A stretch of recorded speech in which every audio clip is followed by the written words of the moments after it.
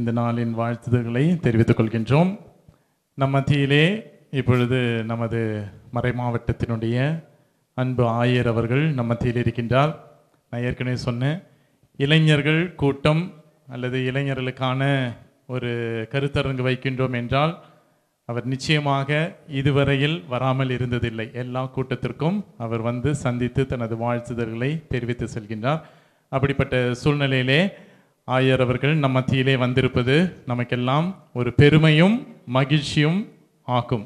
ஏனென்றால் இந்த கொரோனா காலகட்டத்திற்கு பிறகு நடக்கக்கூடிய இந்த முதல் கூட்டத்திலே இவ்வளவு பேர் வந்திருக்கின்றீர்கள் என்பது உண்மையிலே பாராட்டுக்குரியது. எனவே இந்த நேரத்தில் நமது மறை மாவட்டத்திலிருந்து பல்வேறு பங்கு தளங்களிலிருந்து வந்திருக்கக்கூடிய இளைஞர்கள், ஆண்கள், பெண்கள், சகோதரிகள், மற்றவர்கள் அனைவரையும் வாழ்த்துகின்ற பொழுது நமது பாசமிகு ஆயர் அவர்களை வருக வருக என வரவேற்கும் விதத்திலே மறை மாவட்டத்தின் யூத் பிரசிடென்ட் ருக்ஷன் அவர்கள் பொன்னாடை அணிவித்து நமது ஆயர் அவர்களை வரவேற்பார்.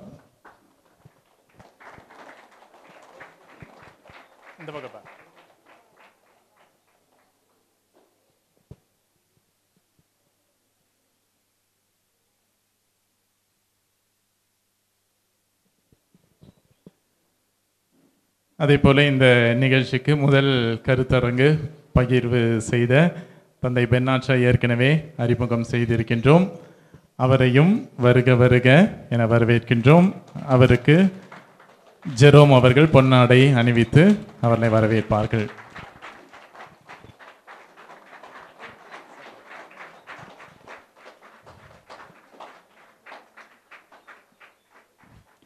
அதே போல நமது செயலர் தந்தை ஃபாதர் ஆபேல் அவர்களும் நம்மோடு வந்திருக்கின்றார். எனவே அவரையும் வருக வருக என வரவேற்று சோஃபியா வைஸ் பிரசிடென்ட் அவர்கள் பொன்னாடை அணிவிப்பார்கள்.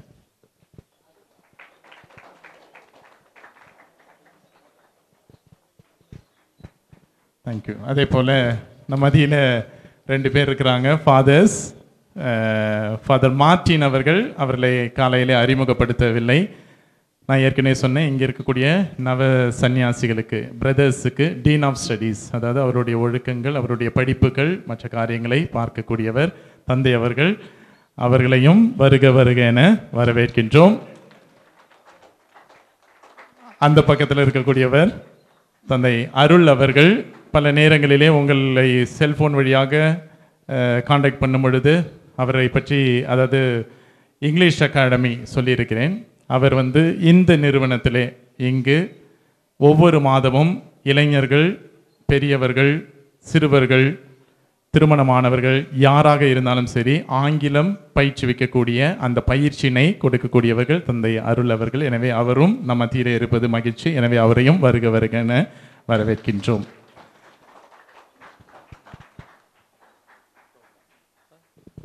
இப்பொழுது ஆயர் அவர்களை வரவேற்பதன் உள்கட்டமாக இப்பொழுது இந்த கிறிஸ்மஸ் விழாவின் சிறப்புதல்களையும் நாம் சிறப்பிக்கவிருக்கின்றோம். எனவே முதலிலே ஒரு பாடல் வழியாக இந்த விழாவினை துவங்குவோம்.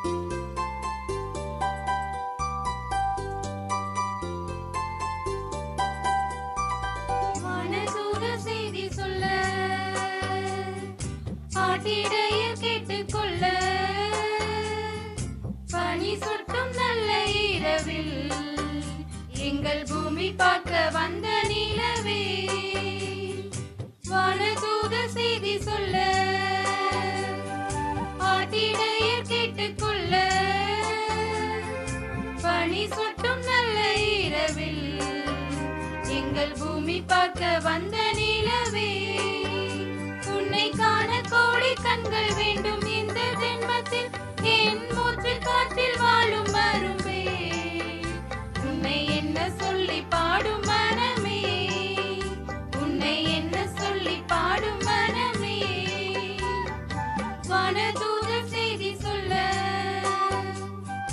ஆட்டிடையர் கேட்டு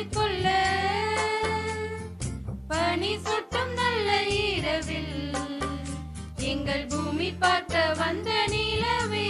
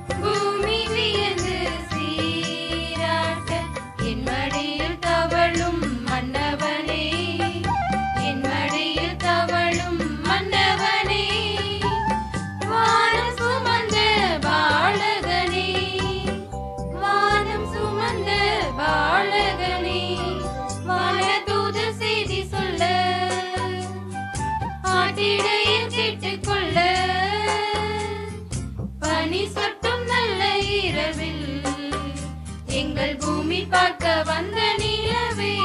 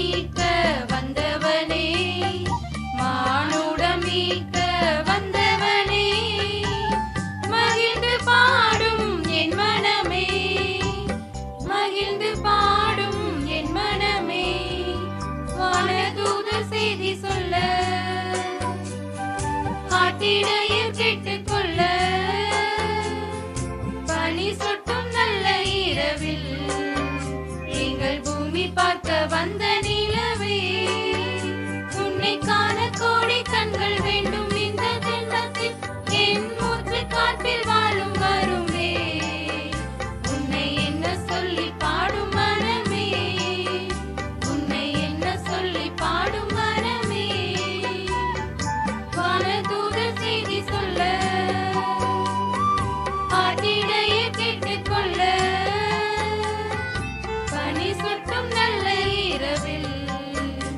எங்கள் பூமி பார்க்க வந்த நிலவே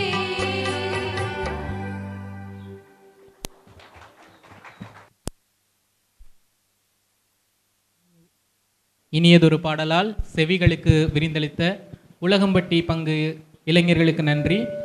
அடுத்ததாக வேடசந்தூர் பங்கு இளைஞர்களின் ஒரு அழகிய நடனம். எங்கள் இளைஞர் நிகழ்ச்சிகள் ஒவ்வொன்றிலும் எங்களுக்கு உறுதுணையாக இருந்து ஒவ்வொரு நிகழ்ச்சிகளையும் அழகாக படப்பிடிப்பு செய்து அதை யூடியூப்லலாம் ஒளிபரப்பு செய்கிற எங்களுடைய அன்பு தந்தை ஜெமி அவர்களை இந்த நிகழ்ச்சிக்கு வருக என்று வரவேற்கின்றோம். மேலும் அவர்களை சிறப்பிக்கும் வண்ணமாக எங்களுடைய ருக்ஷன் அவர்கள் பொன்னாடை பொருத்தி மகிழ்விக்கிறார்கள்.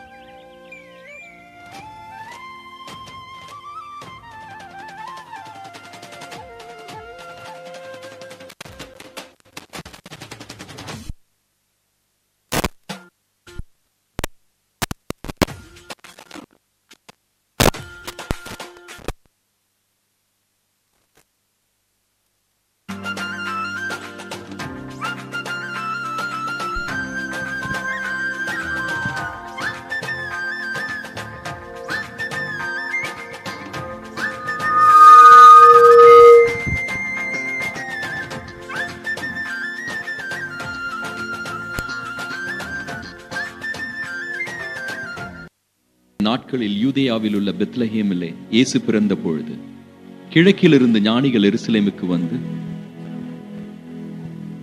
யூதருக்கு அரசராக பிறந்திருக்கிறவர் எங்கே? கிழக்கிலே அவருடைய நட்சத்திரத்தை கண்டு அவரை பணிந்து கொள்ள வந்தோம் என்றார்கள். அதை கேட்ட பொழுது ஏரோதும் எருசலேம் நகரத்தார் அனைவரும் கலங்கினார்கள். அவன் பிரதான ஆசாரியர் மக்களின் வேதபாரகர் அனைவரையும் கூடிவர செய்து கிறிஸ்துவானவர் எங்கே பிறப்பார் என்று அவர்களிடத்தில் விசாரித்தான். அதற்கு அவர்கள், யூதேயாவில் உள்ள பெத்லஹேமிலே பிறப்பார். ஏனென்றால், யூதேயா நாட்டில் உள்ள பெத்லஹேமே, யூதாவின் பிரபுக்களில் நீ சிறியதல்ல, என் மக்களாகிய இஸ்ரவேலை ஆளும் பிரபு உன்னிடத்திலிருந்து புறப்படுவார் என்று தீர்க்கதரிசியினால் எழுதப்பட்டிருக்கிறது என்றார்கள். அப்பொழுது ஏரோது ஞானிகளை ரகசியமாக அழைத்து நட்சத்திரம் காணப்பட்ட சரியான வேளையை குறித்து அவர்களிடம் விசாரித்து, நீங்கள் போய் பிள்ளையை குறித்து சரியாக விசாரியுங்கள். நீங்கள் அதை கண்ட பின் நானும் வந்து அதை வணங்கும்படிக்கு எனக்கு அறிவியுங்கள் என்று சொல்லி அவர்களை பெத்லஹேமுக்கு அனுப்பினார். அரசன் சொன்னதை அவர்கள் கேட்டு போகும்பொழுது, இதோ அவர்கள் கிழக்கிலே கண்ட நட்சத்திரம் பிள்ளை இருந்த இடத்திற்கு மேல் வந்து நிற்கும் வரைக்கும் அவர்களுக்கு முன்னாக சென்றது. அவர்கள் அந்த நட்சத்திரத்தை கண்டபொழுது மிகுந்த ஆனந்த களிப்படைந்தார்கள். அவர்கள் அந்த வீட்டுக்குள் நுழைந்து பிள்ளையையும் அதன் தாயாகிய மரியாளையும் கண்டு அதை வணங்கி தங்கள் கருவூல பெட்டகத்தை திறந்து தங்கத்தையும் தூபவர்க்கத்தையும் வெள்ளை போலத்தையும் அதற்கு காணிக்கையாய் வைத்தார். பின்பு அவர்கள் ஏரோதிடம் திரும்பி போக வேண்டாம் என்று கனவில் தேவனால் எச்சரிக்கப்பட்டு வேறு வழியாய் தங்கள் நாட்டிற்கு திரும்பி போனார்கள்.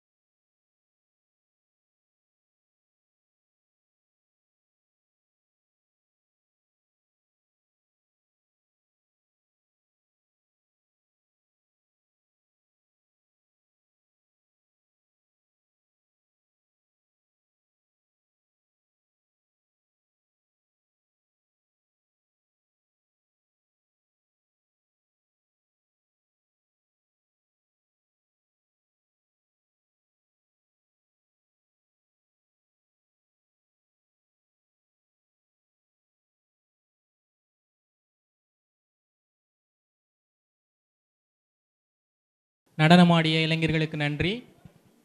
நமது நிகழ்ச்சிக்கு சிறப்பு விருந்தினராக வந்திருக்கும் கத்தோலிக்க இயக்கத்தின் பொறுப்பாளர் திருவாளர் நிக்கோலஸ் அவர்களை இந்த நிகழ்ச்சிக்கு அன்புடன் வருக வருக என்று வரவேற்று இந்த பொன்னாடையை அணிவிக்கின்றோம்.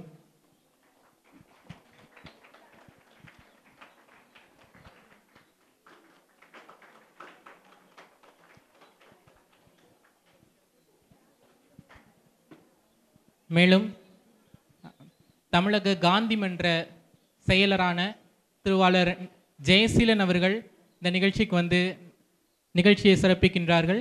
அவர்களுக்கும் நமது வாழ்த்துக்களை தெரிவிக்கும் வண்ணம் இந்த பொன்னாடை அணிவிக்கின்றோம்.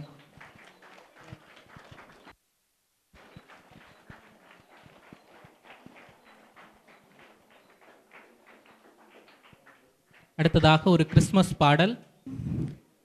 பாலன் பிறந்தார் பால்வின் நிலாவே, மழலையே சுவை தாளாட்டவா.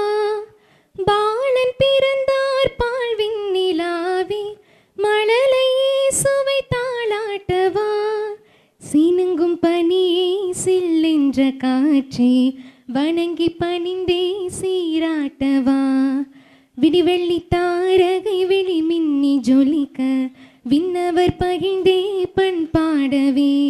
தனி தனி சா எங்கும் ஆனந்தமே, சரித்திரம் பிறந்தது என்றும் சந்தோஷமே. பாலன் பிறந்தார் பால்வின் நிலாவில், மழலையே சுவை தாளாட்டவா. அழகு மகனின் வரவே வரமோ, அகிலம் செய்த புண்ணியமோ. அமைதி முகத்தில் விடியலின் ஒளியோ, புன்னகை மேலே ஒளி சுடரோ.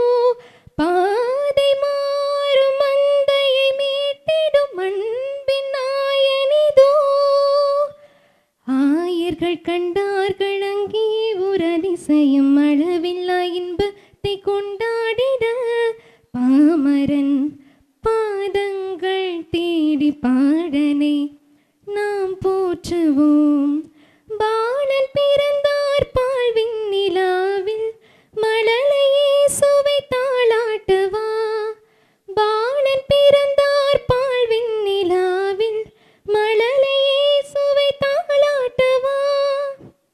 மண்ணின் மடியில் பூவின் தளிரோ, புன்னகை மேலே ஒளி சுடரோ. புனித மகனின் புன்னகை துளியில் பூமி புதிதாய் குளித்தெழுமோ. நேசம் கொண்ட நம்மை காத்திடும் வாழ்வின் மீட்பரிதோ. மனுகுல பாவத்தை என்றென்றும் போக்கிட, மணமகன் மண்ணில் பிறந்தாரென்றே. பாக்களால் வாழ்த்துக்கள் பாடி பூக்களால் கொண்டாடுவோம். பாலன் பிறந்தார் பால்வின் நிலாவில், மழலையே சுவை தாளாட்டவா. பாலன் பிறந்தார் பால்வின் நிலாவில், மழலையே சுவை தாளாட்டவா. சினுங்கும் பனியே சில்லென்ற காற்றே, வணங்கி பணிந்தே சீராட்டவா. விடிவெள்ளி தாரகை விழி மின்னி ஜொலிக்க, விண்ணவர் பணிந்தே பண் பாடவே. தனி தனி சா எங்கும் ஆனந்தமே, சரித்திரம் பிறந்தது என்றும் சந்தோஷமே. பாலன் பிறந்தார் பால்வின் நிலாவில், மழலையே சுவை தாளாட்டவா. நன்றி.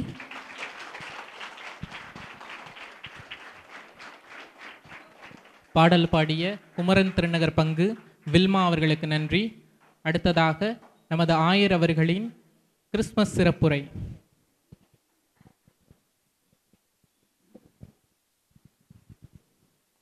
அன்பு தந்தையர்களே, பெரியோர்களே, அன்பார்ந்த இளைஞர் இளமன்களே, கிறிஸ்து பிறப்பு விழாவை உலகமெங்கும் கொண்டாடுகின்றோம். அது மகிழ்ச்சியின் விழாவாக இருக்கிறது. மாபெரும் மகிழ்ச்சியூட்டும் நற்செய்தியை உங்களுக்கு அறிவிக்கிறேன் என்று வானதூதர்கள் இடையர்களுக்கு சொன்னார்கள். ஆகவே நாம் இந்த மகிழ்ச்சியின் விழாவை பல்வேறு வகையில் கொண்டாடுகின்றோம். மறைமாவட்ட இளைஞர்களாகி நீங்களும் இந்த சலேசிய பயிற்சி இல்லத்தில் கிறிஸ்து பிறப்பு விழாவை கொண்டாடி மகிழ்கிறீர்கள். ஒரு சிறிய கட்டுரை ஒன்று வாசித்தேன். அதில் அவர் எழுதுகிறார், கிறிஸ்து பிறப்பு என்றால் மகிழ்ச்சி. அந்த மகிழ்ச்சி என்ற சொல்லுக்கு ஆங்கில இணையான சொல் ஜாய் என்பது. அந்த ஜாய் என்ற வார்த்தையில் உண்மையான மகிழ்ச்சிக்கான அர்த்தங்கள் அடங்கியுள்ளன என்று அவர் எழுதுகிறார். ஜே முதல் வார்த்தை, அது இயேசுவை குறிக்கிறது என்று நாம் பார்க்கிறோம். இயேசுவுக்கு முதலிடம் கொடுக்கும் பொழுது நாம் நிச்சயமாக உண்மையான மகிழ்ச்சியை காண்போம். இந்த உலகம் தர முடியா அமைதியை நான் உங்களுக்கு அளிக்கிறேன் என்று சொன்னார். அதே போன்று உலகம் தர முடியா ஒரு உள்ளார்ந்த ஆழமான மகிழ்ச்சியை இயேசு தர முடியும். மற்ற யாரும் தர முடியாத ஒரு மகிழ்ச்சியை அவர் தர முடியும். மாபெரும் மன்னன் நெப்போலியனை பற்றி நீங்கள் கேள்விப்பட்டிருப்பீர்கள். ஒரு காலகட்டத்தில் உலகின் 1/3 அவருடைய ஆட்சிக்கு கீழ் இருந்தது. அவர் போரிலே பல போர்களிலே வெற்றி பெற்றார். அதற்கெல்லாம் காரணம் அவர் மட்டுமல்ல, அர்ப்பணத்தோடு இருந்த போர் வீரர்கள் தான் காரணம். அவ்வாறு ஒரு போரிலே ஒரு போர் வீரருக்கு நெஞ்சிலே குண்டு பாய்ந்தது.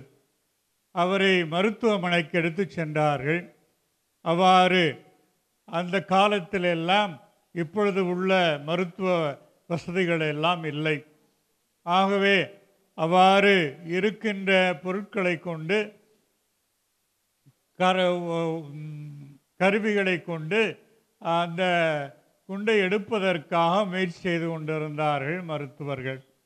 அப்பொழுது அந்த வேதனையிலும் அந்த போர் வீரர் சொன்னாராம், இன்னும் சற்று ஆழமாக தோண்டி பாருங்கள், அங்கே என் மன்னன் நெப்போலியனை காண்பீர்கள் என்று சொன்னாராம். அவ்வாறு அந்த அளவுக்கு என் இதயத்தின் ஆழத்திலே அவர் இருக்கிறார் என்று சொல்லக்கூடிய அளவுக்கு அவர் தனது தலைவனை அன்பு செய்தார். நாம் அந்த அளவுக்கு கிறிஸ்துவை அன்பு செய்கிறோமா? இதயத்தின் ஆழத்தில் அவருக்கு இடம் கொடுக்கிறோமா? எல்லோருக்கும் மேலாக அவரை நேசிக்க நாம் அழைக்கப்பட்டு இருக்கிறோம். கிறிஸ்துவ பிள்ளைகளாகிய நாம் அவ்வாறு அவரை எல்லாவற்றிற்கும் மேலாக அன்பு செய்ய அழைக்கப்பட்டு இருக்கிறோம். அவரை அன்பு செய்கின்ற பொழுது நம் வாழ்வில் குறைகள் இராது, நிறைகள் தான் இருக்கும். அவ்வாறு உண்மையான மகிழ்ச்சி அதில் இருக்கிறது என்பதை நாம் பார்க்கிறோம். அடுத்த சொல் ஓ என்பது அதர்ஸ், பிறரை குறிக்கிறது. கிறிஸ்துவத்தினுடைய அடிப்படை பிறர் அன்பு. அதில் சந்தேகம் யாருக்கும் இருக்க முடியாது. கிறிஸ்துவின் போதனைகள், நற்செய்தியின் போதனைகள் அல்லது பொதுவாக விவிலியத்தின் போதனைகள் அனைத்தும் அந்த பிறர் அன்பில் அடங்கி இருக்கிறது என்பதை பார்க்கிறோம். முன்னாள் ஜனாதிபதி, மறைந்த ஜனாதிபதி அப்துல் கலாம் அவர்கள் இந்த நிகழ்ச்சியை அவர் குறிப்பிடுகிறார். ஒருவேளை நீங்கள் கேட்டிருக்கலாம். அவர் சொல்லுகிறார், பிறர் மகிழ்ச்சியில்தான் நமக்கு நிறைவான ஒரு மகிழ்ச்சி கிடைக்கிறது. பிறரை நாம் மகிழ்விக்கும் பொழுது நாம் ஒரு நிறைவான மகிழ்ச்சியை காண்கிறோம் என்று சொல்லுகிறார். அவர் ஒரு நிகழ்ச்சியையும் குறிப்பிடுகிறார். அவர் சொல்லுகிறார், ஒரு பெண்மணியானவர் போலியோ நோயினால் பாதிக்கப்பட்ட தனது மகனை அழைத்து வந்து, இவ்வாறு அவன் இந்த போலியோ நோயால் பாதிக்கப்பட்டவங்களுக்கெல்லாம் ஒரு ஷூ கொடுப்பாங்க, மெட்டல் ஷூ. அதை அணிந்து கொண்டு ஓரளவு நடக்கலாம். அதனால் அந்த தாய் என்ன சொன்னார், இவனுக்கு இந்த மெட்டல் ஷூ ரொம்ப கனமாக இருக்கிறது, அதனால் அவனால் நடக்க முடியவில்லை. அவன் மீண்டும் மீண்டும் விழுந்து விடுகிறான் கீழே. எனக்கு அவனை பார்க்கும்போது பரிதாபமாக வருத்தமாக இருக்கிறது என்று சொன்னார் அந்த தாயானவர். அப்பொழுது அவர் தனது சக அறிவியல் அறிஞர்களை எல்லாம் ஒன்று சேர்த்து கலந்து ஆலோசித்து மிகவும் எடை குறைவாய் உள்ள ஒரு மெட்டல் ஷூ அவர் தயாரித்தாராம். தயாரித்து அந்த தாயிடம் கொடுத்தாராம். அந்த தாய் தனது மகனுக்கு அணிவித்தார். அது மிக எளிதானதாக இருந்தது. அவனுக்கு வேகமாக நடப்பதற்கு கூட அது வழியாகி இருந்தது. அதை பார்த்தபொழுது தாய்க்கு மிகுந்த மகிழ்ச்சி. ஆகவே அப்துல் கலாமிடம் வந்து, இப்பொழுது என் மகன் வேகமாக நடக்கிறான், ஓடுகிறான், அதை பார்க்கின்ற பொழுது எனக்கு மகிழ்ச்சியாக இருக்கிறது என்று சொல்லுகிறார். அந்த தாயினுடைய மகிழ்ச்சியை நான் பார்த்த பொழுது நான் அடைந்தது பேரானந்தம் என்று சொல்லுகிறார். ஆகவே பிறரை அன்பு செய்வதில் அடங்கியிருக்கிற மகிழ்ச்சி மிக நிறைவானது. அதில் தான் உண்மையான மகிழ்ச்சி இருக்கிறது. எந்த அளவுக்கு நாம் பிறர் அன்பு செய்கிறோமோ, ஏழை எளியவர்களை, இல்லாதவர்களை, பார்வையற்றவர்களை, மற்றும் ஏழையை மாற்றுத்திறனாளிகளை என்று பிறரை, பொதுவாக எல்லா பிறரையும், நம்மை தவிர மற்ற எல்லாரும் பிறர் தான். ஆகவே எல்லோரையும் எந்த அளவுக்கு அன்பு செய்கிறோமோ அந்த அளவுக்கு நமக்கு உண்மையான மகிழ்ச்சி பிறக்கும் என்று நாம் அறிகிறோம். இறுதியான வார்த்தை என்ன? ஒய். ஒய் என்ற வார்த்தை யூ, உன்னை குறிக்கிறது. அதாவது உன்னை நேசிக்க கற்றுக்கொள். நான் நம்மை ஏற்றுக்கொள்ள வேண்டும். இல்லாவிட்டால் எந்த ஒரு நிறைவையும் நாம் காண முடியாது. நமக்கு நிறைகள் உண்டு. நாம் ஒன்றுக்கும் தகுதி இல்லாதவர்கள் என்று நினைக்கக்கூடாது. நான் ஏன் பிறந்தேன் என்று நினைக்கக்கூடாது. கடவுள் நம்மை ஒரு காரியத்திற்காக படைத்திருக்கிறார். நாம் மாற்ற வேண்டிய கடமைகள் உண்டு. இந்த சமுதாயம் வாழ்வதற்கு, உலகம் உய்வதற்கு நாம் மாற்ற வேண்டிய பணிகள் உண்டு. இறைவன் என்னை பெயர் சொல்லி அழைத்திருக்கிறார். ஆகவே இது குருக்கள் துறவிகளுக்கு மட்டும் பொருத்தமானது அல்ல, எல்லாருக்கும் பொருத்தமானது. உங்களையும் இறைவன் அழைத்திருக்கிறார். உங்களுக்கென்று சமுதாயத்தில், உலகில் ஒரு பணியை செய்வதற்காக அழைத்திருக்கிறார். ஆக உங்களை ஏற்றுக்கொள்ளுங்கள். உங்களை வைத்து இறைவன் ஒரு காரியம் செய்ய விரும்புகிறார். அந்த காரியம் என்னவென்று நீங்கள் அறிந்து கொண்டு அதை செய்யும் பொழுது நீங்கள் நிறைவான ஒரு மகிழ்ச்சியை காண்கிறீர்கள். உங்களையே நீங்கள் அன்பு செய்வது, ஏற்றுக்கொள்வது முறையானது தான் என்று பார்க்கிறோம். உங்களை அன்பு செய்தது போல பிறரை அன்பு செய்யுங்கள் என்றுதான் ஆண்டவரும் போதித்திருக்கிறார். உங்களை அன்பு செய்ய வேண்டாம் என்று ஆண்டவர் சொல்லவில்லை. உங்களை அன்பு செய்வது போல பிறரையும் அன்பு செய்யுங்கள் என்பது இயேசு கூறியிருக்கிற ஒரு கருத்து. ஆகவே இவ்வாறாக இயேசுவுக்கு முதலிடம் கொடுத்து வாழும் பொழுது, பிறரை அன்பு செய்ய நாம் கையளிக்கும் பொழுது, நம்மையே நாம் ஏற்றுக்கொண்டு அன்பு செய்யும் பொழுது உண்மையான மகிழ்ச்சி பிறக்கிறது என்று அவர் சுருக்கமாக ஒரு செய்தியை அவர் கொடுத்திருந்தார். நான் எனது கருத்துக்களை சேர்த்து இந்த செய்தியை உங்களுக்கு நான் வழங்குகிறேன். ஆகவே உண்மையான மகிழ்ச்சி அந்த ஜாய் என்ற வார்த்தையிலேயே அடங்கி இருக்கிறது. அதை முழுமையாக உணர்ந்து நாம் கடைப்பிடிக்க முயற்சி எடுப்போம். ஆகவே கிறிஸ்து பிறப்பு விழாவில் நமக்கு கிடைக்கின்ற மகிழ்ச்சி உங்களுக்கும் நிறைவாக கிடைக்க வேண்டும் என்று வாழ்த்துகிறேன். இளைஞர்களாகிய உங்களுடைய கையிலே திருச்சபையினுடைய எதிர்காலம் என்று சொல்லக்கூடாது என்று திருத்தந்தை சொல்லியிருக்கிறார். மாறாக என்ன சொல்லியிருக்கிறார்? தற்பொழுது எதிர்காலம் அவர்களுடைய கையில் இருக்கிறது என்று சொல்லியிருக்கிறார். ஆகவே எதிர்காலம் அல்ல, இன்றைய காலம் உங்களுடைய கையில் இருக்கிறது. உங்களுடைய பங்கேற்பு சமுதாயத்திற்கு, இயேசு சமுதாயத்தின் மீது அக்கறை கொண்டவராய் இருந்தவர், அது நாம் அறிந்த ஒன்றுதான். ஆகவே அத்தகைய ஒரு காரியத்தை நாம் செய்து நிறைவான மகிழ்ச்சியை நீங்கள் காண வேண்டும். இளைஞர் இளம்பெண்கள், நீங்கள் இந்த சமுதாயத்திற்கு, நாட்டிற்கு, திருச்சபைக்கு மிக மிக தேவை என்பதை அறிந்து நான் இந்த கிறிஸ்து பிறப்பு விழாவிலே உங்கள் அனைவரையும் வாழ்த்துகிறேன். நீங்களும் உங்கள் குடும்பமும் நிறைவான மகிழ்ச்சியை காண வேண்டும். உங்களுடைய எதிர்காலம் சிறப்பாக இருக்க வேண்டும். உங்களுடைய பணியினால் இந்த உலகம் உயர வேண்டும், நிறைவை காண வேண்டும் என்று வாழ்த்தி விடைபெற்றுக் கொள்கிறேன். நன்றி, வணக்கம்.